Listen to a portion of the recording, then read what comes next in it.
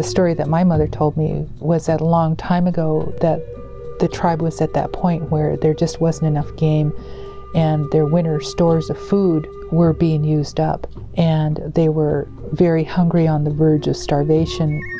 So there was a grandmother who was getting very concerned about this lack of food because the hunters weren't finding the game.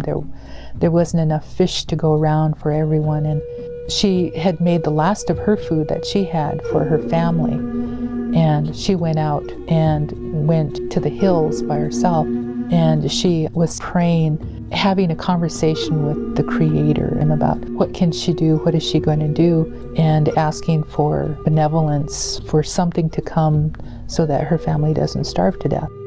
She took her hair down, and her hair was gray. She was a very old woman, and sat on the hillsides, and she was sitting there weeping and moaning, and her tears bounced down her hair that was flowing down the front of her dress, and her tears, they splashed. And the tears went in the ground, and that formed the bitterroot. That's where the bitterroot come from.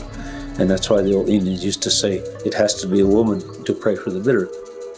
Part of the story had something to do with the red-winged blackbird. The colors of the flower somehow came from the red-winged blackbird, and some of the sheen that's on the plant also was the gray from her hair. She was given the bitterroot as a gift for the people to survive. For the beginning of time for the Salish people. The Salishan peoples are the indigenous people in the northwest part of the United States.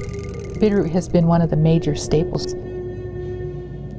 It's good for the heart, they say. It's good medicine for the heart. But that has to be your diet, that has to be your strict diet. And the people a long time ago had good health.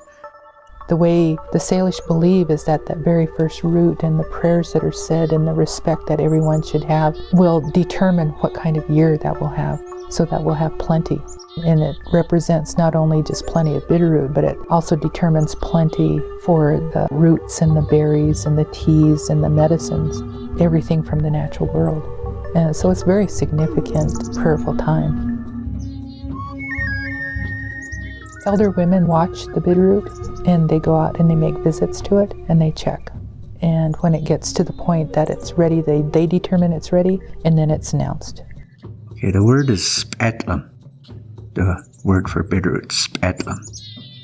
And then they have the digger, what they call the petse. People knew where certain areas had a lot of bitterroot, or the roots were very large, or maybe not as bitter tasting, or depending on what they liked. The first year when bitterroot sprouts, it's very, very small. I mean, if it's 1/8 of an inch, I think it's overlooked by most people. And so it doesn't become very obvious to the eye until it's much older, and it may be 3 or 4 years old by then. I'm from Bitterroot. My mother was 3 years old when they had to move out of there, from Stevensville to Arlee. In the early 1900s, during the spring, many Salish would journey south from the reservation to the Bitterroot Valley or the plains of Missoula to gather bitterroots. My mother and my brother-in-law would drive us to Missoula and wagon. We'd take teepee poles with us. Rough road, that time. It's got to be in the 20s. Takes us all day to get there. But we get there, though. The old people, if you can just imagine them, traveling in buggies and horseback, going there and taking a whole day to get to the bitterroot field and camping over. We used to camp in Missoula, where Shopko was at. Shopko in that area too. There was a big open field there.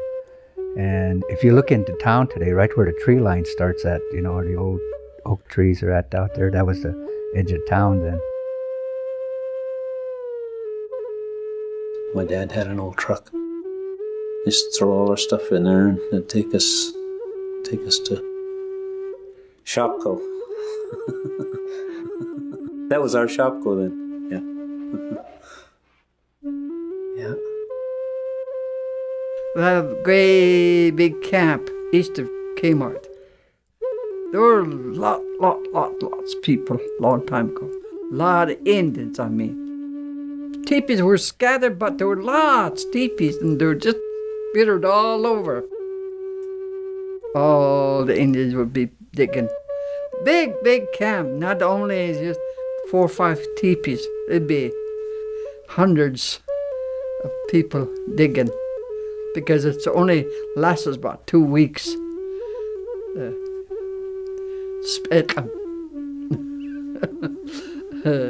And after that, they all come back home, back to Arlie. My grandma used to talk about her parents when they'd dig Bitterroot, but she used to talk about all that. See that big mountain right behind the university is Namqui, they call it Namqui. But there was Bitterroot all over in that country, she said. Digging was mainly the women's job. That was their winter supply of food, that was important for the elders then. And Sophie Moise would usually be with us too. She was the one that prayed for the Bitterroot. She goes out and just kind of keeps track of it. She has the right to dig one and check it out to see if it had right time when the skin peels off of the roots, so that it just peels easy. Then she passes the word on to the chief or to the people, and then the runners run out and send the word out that there's going to be the feast probably tomorrow or so, because it has to be done right away. They can't say, well, we'll wait till the weekend, but it has to be done right away. So a group will go out to the Bitterroot fields, and they'll be in a circle there. They'll find one of the Bitterroot that looks good. They'll select the one, and so they put the root digger, the petsa, in the ground right there where the root is at. Then the person that's in charge of it will go ahead and start to talk to this and welcoming it. So they pull it out of the ground and they peel it, and then they'll talk to it again and say, we welcome you back, we're happy to see you, and I hope that you'll be plentiful for all of us. Then we start digging Bitterroot. But as you dig them, you also clean them, because if you don't, they'll be hard to peel. As soon as you get them out of the ground is usually the best time.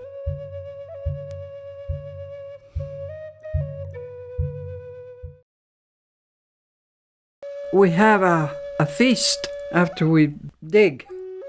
So they gather enough just for about a pot full, and they bring it back to the feast area.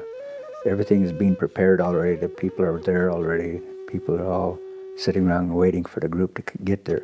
So this stuff is put into the broth, maybe into the deer broth or something that's cooked. And when it's done, then it's brought out to the table and set out usually for the chief, the elders, and it's treated as if it was a human being, and people in the community got up and talked to it, for it, welcoming it back and asking blessings for all of us, for our children, that we'll all be healthy this year, that the crop will be plentiful for all of us.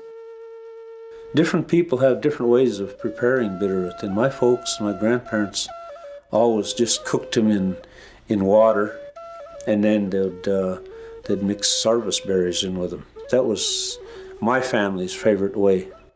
The traditional method of storage and preserving it was to dry it in the sun. And when I was a child, my mother explained to me that long ago, a woman of good standing is one that had very white Bitterroot, and a lot of it. They'd usually put a canvas out, lay them out in the sun. They'll last forever then. That was part of your winter's food.